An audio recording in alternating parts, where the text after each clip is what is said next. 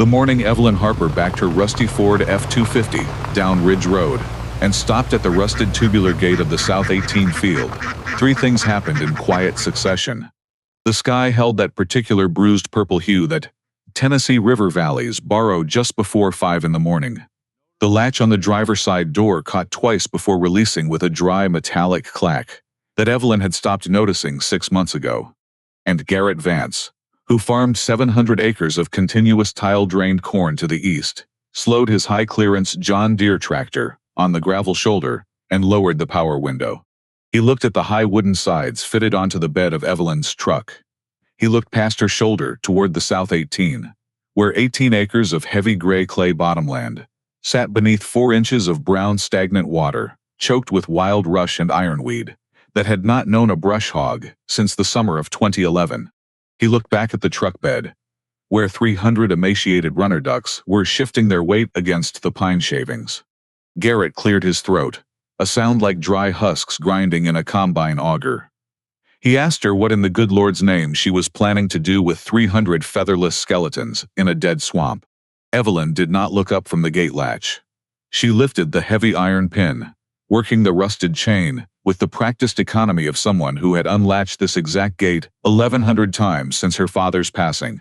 The ducks behind her made no loud quacking. They produced a tight, dry rustling sound, like corn husks blowing across hard ground, 300 thin bodies crowding against the cedar slats of the cattle racks.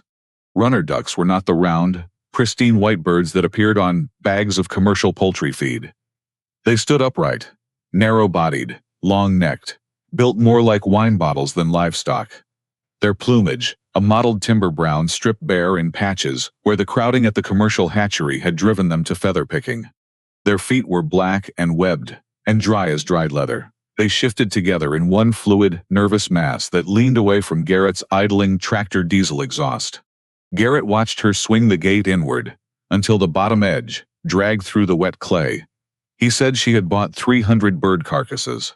Evelyn said they were Indian runners.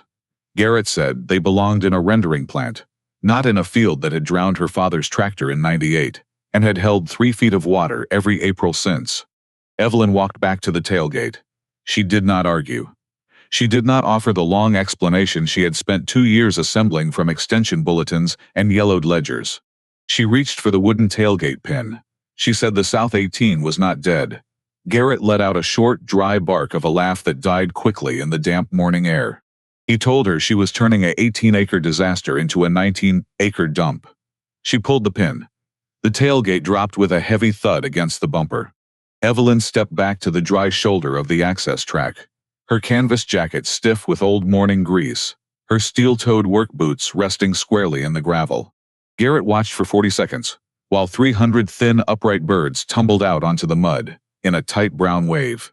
Then he pulled his window up and drove on toward his north acreage, because he had 1,200 feet of plastic drainage pipe to lay before noon, and because there was no profit in talking to a woman who had spent $400 on poultry offal to dump into a swamp everyone on Ridge Road had abandoned 20 years ago.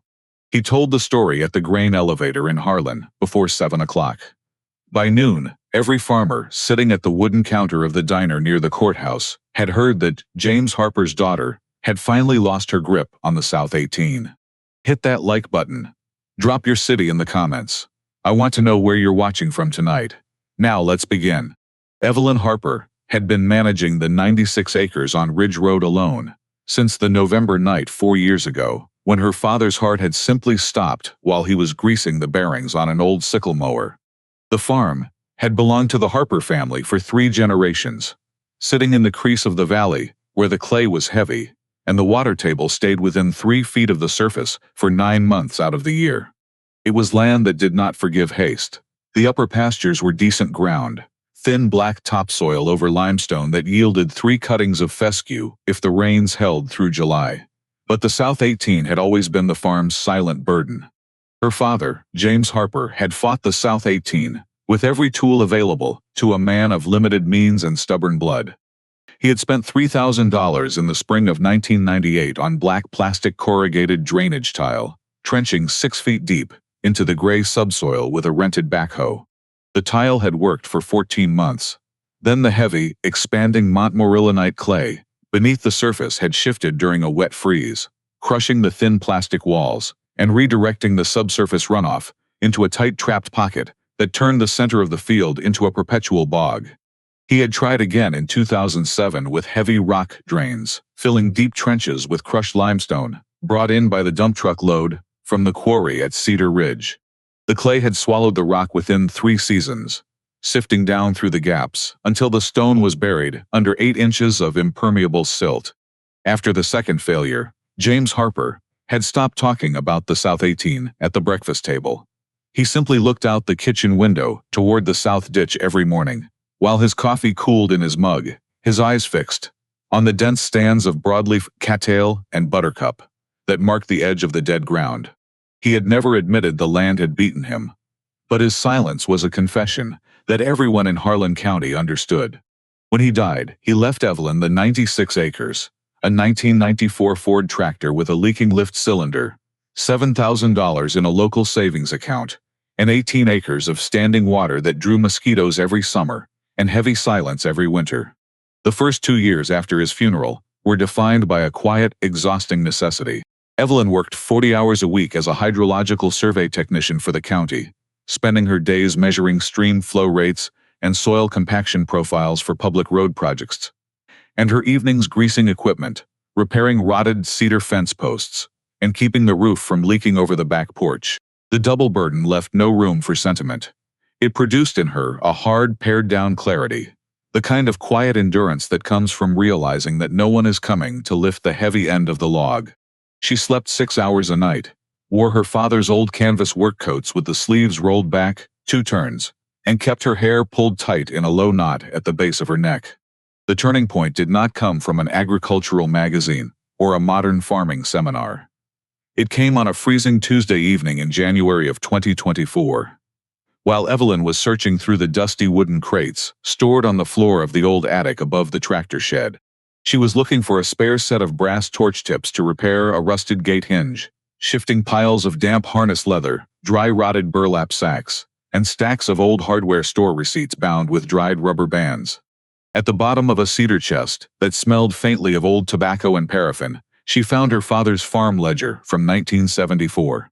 It was a thick, ledger-style notebook, bound in dark green canvas, its edges worn down to the bare thread, where his elbows had rubbed against the desk for 30 years.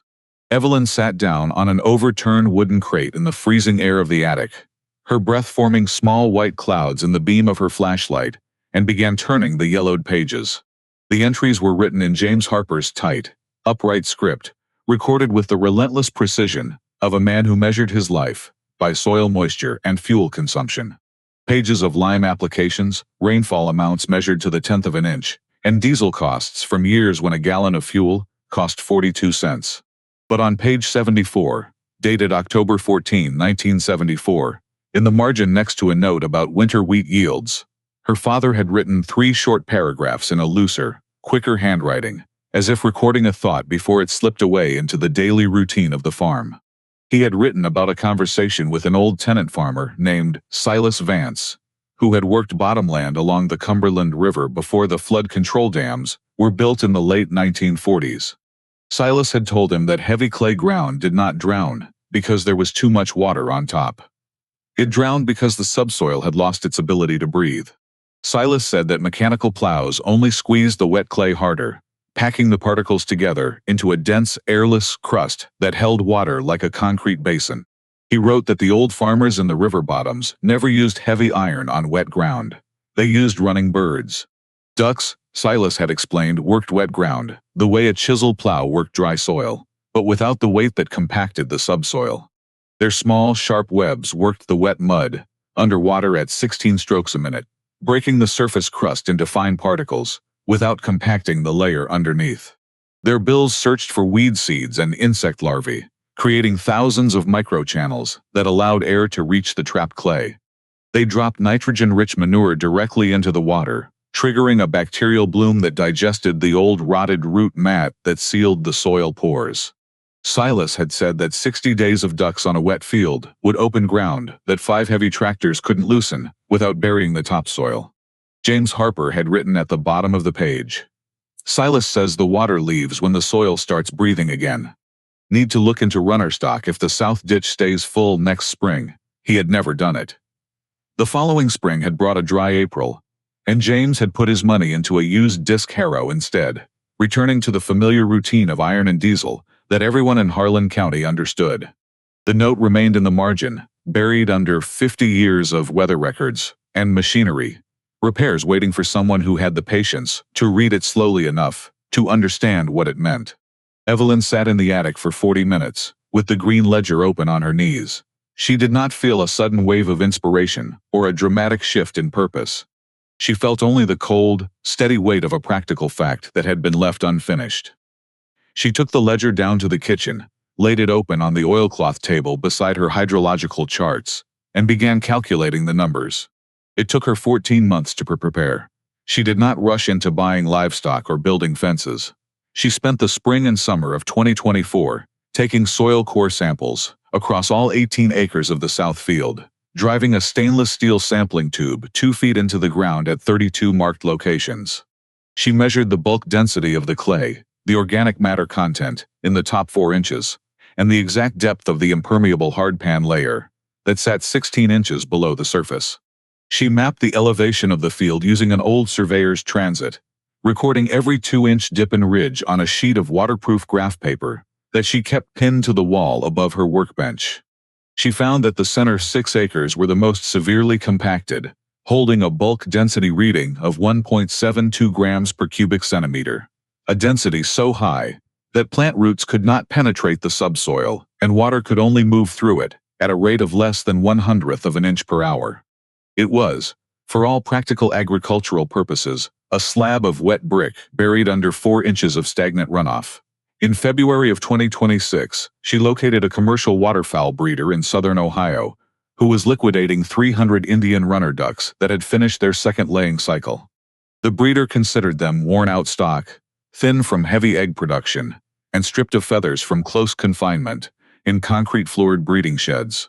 He offered them to Evelyn for $1.25 a piece, provided she brought her own truck and hauled them away before the end of the month. When she unloaded them at the edge of the South 18 on that cold April morning, she did not see a flock of productive farm animals. She saw 300 precise biological tools designed by nature to perform a specific mechanical task. They moved across the wet clay in a tight, disciplined line, their tall, narrow bodies tilted forward at a 45-degree angle, their dark eyes scanning the mud with intense, uninterrupted focus. Evelyn had established a firm rule for herself when she took over the farm. She would not treat livestock like pets. Naming animals bred for work or meat created a soft, sentimental attachment that clouded a farmer's judgment when hard decisions had to be made about culling or sales. But by the end of the first week, as she stood quietly near the temporary cedar enclosure she had built at the dry edge of Section 4, she realized that one bird stood apart from the rest. It was a large timber-brown female, with a distinct white ring around her narrow neck and a small, jagged scar across her left web from an old hatchery injury. While the other 299 ducks moved in erratic, nervous clusters, whenever Evelyn approached with feed buckets, this bird remained standing at the front of the group. She did not run, nor did she make the high-pitched hissing noise that the younger females produced when frightened. She simply stood her ground, her head held high, her dark eyes watching Evelyn's boots with a calm, deliberate authority. Where this brown duck moved, the rest of the flock followed without hesitation. If she stepped into a deep mud pool, 300 birds stepped in behind her. If she stopped at the edge of a fresh water trough, the flock waited 3 paces back until she had taken her drink. She was the anchor of the entire group, the quiet center, around which 300 thin, nervous animals organized their collective movement. Evelyn watched her for 20 minutes on a cold Thursday morning, while the fog rolled off the river. She saw the bird lead the flock into a dense patch of wild rush, working her bill systematically through the thick root mat until the water around her feet turned thick and brown with lifted sediment. She did not rush. She did not waste energy on unnecessary movement. She worked the wet ground with the quiet, steady rhythm of a machine that had been built for no other purpose. Evelyn leaned against the cedar gatepost, pulled her grease-stained leather gloves tighter around her knuckles, and spoke the name aloud to the empty field. She called her anchor. The work began in earnest during the second week of April, when the daytime temperature finally settled above 50 degrees, and the wild mustard bloomed yellow along the drainage ditches. Evelyn divided the 18 acres of the South Field into 4 distinct management zones on her waterproof map, marking the boundaries with 6-foot cedar stakes, painted neon orange at the tips. Section 1 was the lowest and wettest, holding 6 inches of dark, stagnant water over the deepest pocket of compacted montmorillonite clay. Section 4 was the driest edge, running along the gravel shoulder of Ridge Road, where the ground sloped slightly upward toward the upper pastures. To control the water movement across the 4 zones, Evelyn spent 5 days building a stop-log riser structure at the southwestern corner of Section 1, where the field naturally spilled into the county roadside ditch. She did not buy a manufactured steel gate. She constructed the box herself out of 6x6 pressure-treated oak timbers, sinking the main posts 4 feet into the subsoil and sealing the joints with bentonite clay paste. The mechanism was deceptively simple. Horizontal oak boards, 3 inches thick and smoothed with a hand plane, slid into vertical steel channels on either side of the box. By adding a 3-inch board to the stack, she could raise the water level across Section 1 by 3 inches within 12 hours. By pulling a board, she could allow the surface water to bleed off slowly, without scouring the soil or creating deep erosion channels in the soft clay. It was a system designed not to drain the land, but to govern it with absolute mechanical control. On the 3rd Saturday of April, Evelyn opened the cedar gate of the holding pen and moved the 300 runner ducks into Section 3. Section 3 was the transitional ground, soft enough to leave a 4-inch boot print, covered in dense mats of rotted creeping buttercup and water plantain from the previous season. Anchor stepped through the gate first. She did not fly or panic. She paused at the mud line, raised her narrow brown head to taste the air, and let out a single low, guttural trill that vibrated through her dark throat. Behind her, 300 thin, upright bodies moved forward in a disciplined, fluid brown wave. They spread out across Section 3 in an irregular crescent formation 40 yards wide, their long necks bent low, their dark bills immediately going to work in the saturated soil underwater. The mechanical action of the ducks was unlike anything a tractor could achieve. A 6,000-pound machine equipped with a disc harrow exerted a downward pressure of 25 to 30 pounds per square inch, packing the wet clay beneath the iron blades into a slick, continuous hardpan layer. A 4-pound Indian runner duck exerted less than 1.5 pounds per square inch through her black webbed feet. As the birds walked, their webbed feet worked the mud at a rapid rhythmic pace, 16 to 20 steps per minute per bird. 300 ducks moving across Section 3 for 10 hours a day delivered over 2 million individual mechanical impacts to the soil surface every 24 hours. The black webs did not crush the soil particles together. They sheared the top thin layer of saturated clay underwater, lifting the fine silt into suspension while leaving the subsoil structure intact below. At the same time, their long, sensitive bills acted as precise biological drills. Runner ducks did not merely eat surface grain. They searched for insect larvae, earthworm cocoons, and the starch-rich tubers of yellow nutsedge, buried 3 inches deep in the mud. Every time a duck drove its bill into the wet earth, it created a vertical microchannel 1/4 of an inch wide. Within 3 days of continuous working, Section 3 was pockmarked with tens of thousands of these tiny vertical shafts. When the water slowly drained through the stop-log riser, air was drawn deep into these microchannels, bringing oxygen to anaerobic soil bacteria that had been dormant since the drainage tile failed in 1998. By the end of the first week in Section 3, the surface water had turned the color of dark coffee with milk. The lifted silt suspended in the water column gave the field a murky, chaotic appearance that looked, to an untrained eye driving past on Ridge Road, like an absolute environmental disaster. On the first Wednesday of May, Garrett Vance pulled his pickup truck to a stop beside Evelyn's mailbox. The water in Section 3 was thick with brown mud, and a sharp, swampy odor of decaying organic matter rose from the field as the newly oxygenated bacteria began digesting the old root mat. Garrett leaned out his window, resting his forearm on the sun-faded paint of his door. He looked at the murky water, then at Evelyn, who was standing near the stop-log riser, with a 6-foot stainless steel measuring rod in her right hand, and her father's green ledger tucked under her arm. He told her the South 18 looked worse than it had during the flood of 2011. He said the smell was coming through his kitchen window 2 miles downwind, and that 2 neighbors had already talked about calling the county health department regarding stagnant water and mosquito breeding. Evelyn did not lower her measuring rod. She wiped a smudge of wet gray clay from her palm onto her canvas trousers. She told Garrett that the mud in the water was a suspended silt, not pollution. She said that duck manure contained high concentrations of nitrogen and digestive enzymes that were breaking down the dead vegetation that had been souring the field for 15 years. She invited him to come back in 21 days if he wanted to see what the water looked like after the sediment settled. Garrett let out a short, dry grunt, shook his head, and shifted his truck into drive. He told her that a 21-day mudhole was still a mudhole and drove off toward town. That afternoon at the farm supply store in Harlan, the consensus around the seed display was unanimous. James Harper's daughter was wasting her father's remaining savings on a swamp project that was going to breed enough mosquitoes to carry off half the livestock in the county. Evelyn paid no attention to the gossip. She treated the town's opinions like a spring cold front, something to be noted on a barometer, but never allowed to alter the daily work plan.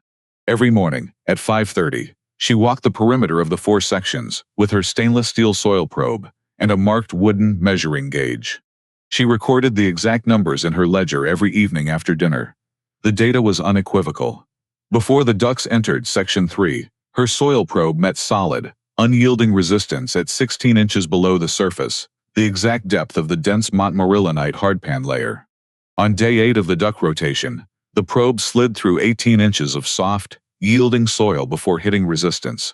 On day 16, after 300 birds had worked the area twice, the probe reached 21 inches in 7 out of 10 test locations. The hardpan was not magically dissolving. It was being systematically breached from above. Water moving through the microchannels created by the duckbills was slowly softening the top edge of the compressed clay layer, allowing the subsoil to absorb moisture rather than pooling it on the surface.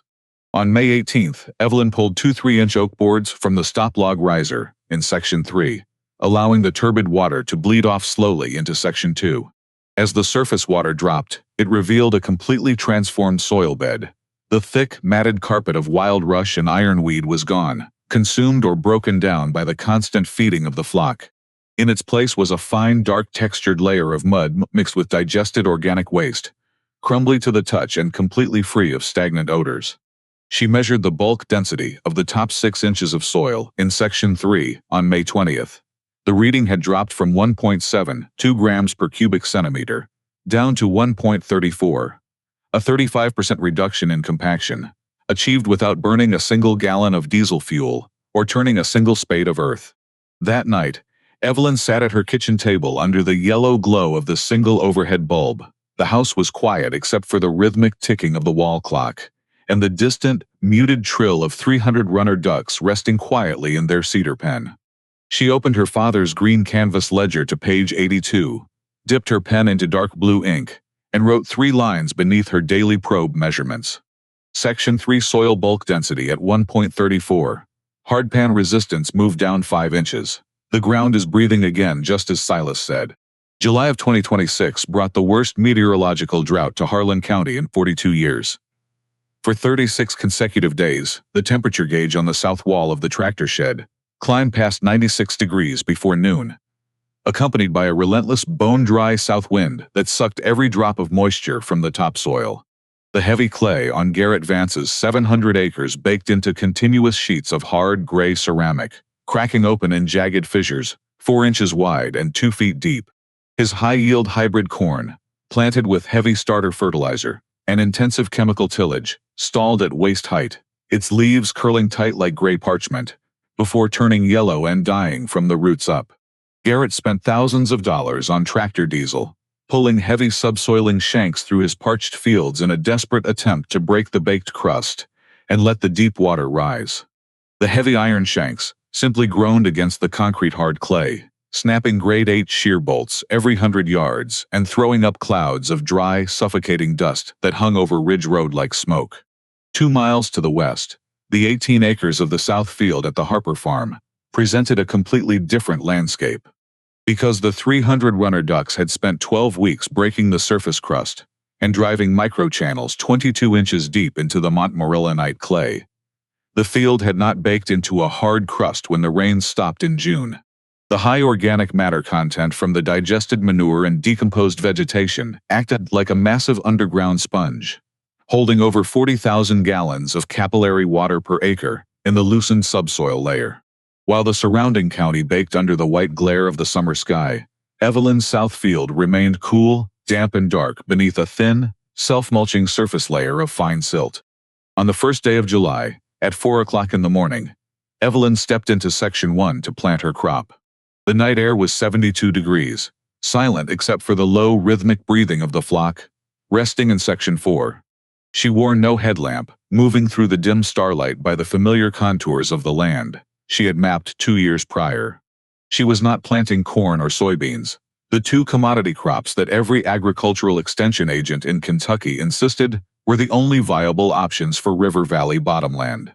She had spent 6 months sourcing 30 pounds of an old short-season upland rice cultivar, originally developed for the Upper South, a variety that required no continuous deep flooding, only saturated subsoil and warm soil temperatures during the 40-day germination window.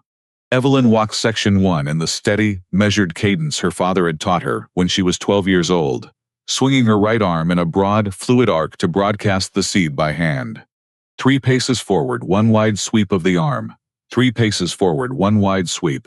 The small brown seeds fell onto the soft, dark silt in a uniform pattern, settling immediately into the moist crevices left by the duckbills. By 5:30, as the sun began to clear the dark ridge of the pine woods to the east, she had seeded 6 acres. The damp mud felt cool against the leather of her work boots. Not sticky or heavy, but open, yielding and rich with the dark, earthy smell of active, living soil. The rice germinated in 9 days. 3 days faster than the seed supplier's technical bulletin had predicted. Small, bright green spears broke through the dark silt, in an irregular, vibrant carpet that caught the morning light. By the second week of August, while Garrett Vance was calling his crop insurance agent to write off 400 acres of ruined corn, Evelyn's rice stood 16 inches tall, its thick, dark green stalks thriving in the saturated clay that had held its moisture beneath the baked surface layer. On a humid Thursday afternoon, in the 3rd week of August, a white pickup truck bearing the crest of the Kentucky Agricultural Extension Service pulled onto the shoulder of Ridge Road. The driver was Diane Pratt, a senior soil conservationist with 24 years of field experience, who had received an anonymous complaint 3 months earlier about alleged swamp nuisance conditions on the Harper property. Diane did not stay by her truck. She grabbed a 3-foot stainless steel soil sampling auger from her tool rack, lowered the barbed wire fence strand, and walked directly into Section 1. Evelyn met her at the edge of the rice plot, holding her ledger under her arm. Diane did not speak for the first 10 minutes. She pressed her auger 2 feet into the soil at 6 different locations across Section 1, pulling up continuous soil cores and examining the dark, crumbly earth with a small hand lens. She measured the root depth of the young rice plants, which had penetrated 18 inches deep through the broken hardpan layer. She checked the moisture profile, noting that, while the top half-inch was dry, the soil at 3 inches depth held 32% moisture by weight. She wiped her hands on a linen hand towel, looked at the 16-inch rice stalks moving softly in the summer breeze, and then looked at Evelyn's hand-drawn map and ledger entries. Diane asked her where the mechanical panbreaker had been used. Evelyn said no tractor had entered the field since November of 2024. Diane pointed her steel probe toward the center of Section 1, asking how the hardpan resistance at 18 inches had been lowered to 23 inches without heavy machinery. Evelyn motioned toward the cedar pen at the edge of Section 4, where 300 runner ducks were standing in an alert, upright line, watching the 2 women with quiet intensity. She told Diane that 300 birds had delivered over 50 million mechanical impacts to the wet soil over 4 months, while depositing 6 tons of nitrogen-rich organic matter that triggered deep biological loosening. Diane Pratt looked at the numbers recorded in James Harper's ledger, then at the stainless steel auger readings in her own hand. She stood silent for a long moment, the cicadas buzzing loudly in the dry wild cherry trees along the road fence. She said that standard county extension guidance listed the South 18 as non-viable agricultural wetland, suitable only for hardwood timber enrollment or government buyout. She looked out over the 6 acres of vibrant green rice, growing where standing water had sat for 20 years. She said the guidance was wrong. The harvest took place on the 18th day of September. The dry wind had returned, drying the grain heads down to 18% moisture, the exact number Evelyn had been waiting for on her digital moisture meter. She did not hire a heavy commercial combine, which would have weighed 20 tons, and ruined the fragile subsoil structure she had spent 6 months rebuilding. She borrowed an old 4-foot pull-type sickle bar harvester from a retired neighbor, hooking it to the drawbar of her father's 1994 Ford tractor. Garrett Vance pulled his truck onto the gravel shoulder at 2 in the afternoon on the first day of harvest. He stood by the gate post for 40 minutes, his hands shoved deep into the pockets of his canvas overalls, watching the small blue tractor move slowly through the gold-green stalks. The grain poured from the harvester discharge chute into burlap sacks stacked on an old wooden flatbed trailer, clean, heavy golden rice grain that weighed 48 pounds per bushel. When Evelyn pulled the tractor up to the gate to change trailer tires, Garrett walked over. He did not look at her eyes. He looked at the open mouth of a burlap sack sitting on the flatbed, reaching out a calloused hand to run his thick fingers through the cool, smooth grain. He said he had lost $94,000 on his corn crop this season. He said his soil was so hard, his deep ripper couldn't penetrate 4 inches. He asked her, his voice low and stripped of its old, dry arrogance, how much she wanted per acre to bring her duck flock over to his 40-acre bottom ditch next spring. Evelyn wiped a fleck of golden chaff from her cheek. She told Garrett that she didn't rent her birds out as a contract service. But she pulled a blank sheet of waterproof paper from her clipboard, handed him a lead pencil, and told him she would write down the dimensions for a stop-log riser and the address of the runner breeder in southern Ohio. Garrett took the paper. He looked down at his boots, which were dusty from his dry, dead fields, and then looked at Evelyn's boots, which were caked with dark, rich, living mud. He took off his grease-stained John Deere cap, held it against his chest for 3 seconds, and said he was sorry for what he had said at the diner in April. Evelyn turned the ignition key on the Ford tractor. The old diesel engine settled into a smooth, even thrum. She told Garrett that the past was past, and that the South 18 had plenty of work left for next spring. The annual October meeting of the Harlan County Agricultural Conservation Board was held on a damp Tuesday evening in the basement room of the county courthouse. 40 farmers attended, men with cracked, oil-stained hands, weathered faces, and heavy work boots that left dried mud flakes on the green linoleum floor. They sat on folding metal chairs under the buzzing fluorescent lights, drinking black coffee from styrofoam cups, and listening to routine reports on lime subsidies, brush control along county right-of-ways, and property tax assessments. Diane Pratt took the podium at 8 o'clock. She did not open her presentation with charts or chemical fertilizer tables. She pulled down the white projection screen at the front of the room and clicked a button on her remote control. An image filled the screen. It was a high-resolution photograph taken from the bed of a truck on Ridge Road during the 3rd week of September. It showed 18 acres of heavy golden rice, standing tall and thick in the bottomland behind a simple cedar fence. In the foreground, 40 yards into the field, 300 brown Indian runner ducks moved in a tight, disciplined line through the dark silt, their long necks held high, their dark feet working the soft mud underwater. The basement room went completely silent.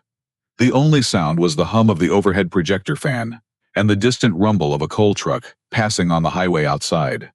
A farmer sitting near the back, a man who had farmed bottomland along the river for 30 years, cleared his throat and asked whose land was on the screen. Diane Pratt looked across the room, resting her hands on the wooden edges of the podium. She said it was the South 18 on the Harper farm, managed by Evelyn Harper. The room processed the statement in silence. Garrett Vance, sitting in the 3rd row with his hands folded across his denim jacket, did not look around. He kept his eyes fixed on the photograph on the screen, his face quiet and unreadable. The man in the back asked how much money had been spent on heavy drainage tile to get 18 acres of bottom swamp to produce golden grain during a record summer drought. Diane Pratt looked down at her official extension report. She told the room that $0 had been spent on mechanical drainage tile or heavy machinery subsoiling.